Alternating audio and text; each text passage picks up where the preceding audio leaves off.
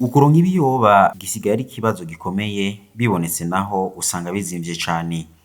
Vyashikirijwe na bamwe mu basanzwe babidandaza. Ubu ikiro cyari kigeze kuri 5.000 ubu kiba kigeze kuri 9.000. Urumva biragoye kabisa, abantu benshi bitwaza ngo imvura yarabuze, ngo niyo mpamvu ngo ibiciro vyaciye biduga. Ni guhimiriza rero abarimyi bakaraba ukuntu bobigenza nyene kugira natwe abanyagihugu turebe ko tweza nyene turatera imbere nyene tubigura nyene tubironka. Kubera umuntu nyene kujya kuntu arangura agiye kudandaza, yamurya amadeni ntibamwishure, n'igihe bamurya amadeni bakamwishyura, ivyo rero bigaca bimutera uruhombo ry'ukuntu ivyo ibintu vyaduze gose. Ibiyoba kweri vyahora bizimbutse ariko ubu kweri vyaraduze. Kare ikiro twahigura 6, ubu tuhigura 9,000. Ndanguye ku 9,000 ndabona yuko atakunguka kobamwo ahubwo ko ugomba.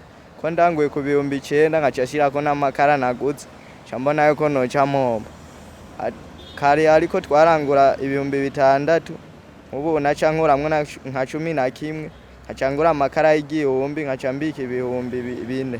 Abo bakora ubwo rudandaza bakaba baboneyeho kugira ico basavye. Abarimyi tubahimiriza kureba ukuntu bokwiranda nyene bakamanura ibintu. Ico saba nuko bobizimbura hama nkasubira nkabirangura.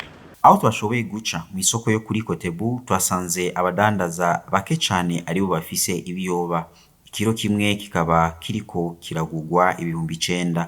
Abadandaza baremeza ko ubu ibintu bisa n'ibiriko biragenda neza kuko aheze iminsi bariko barabigurisha 10,000.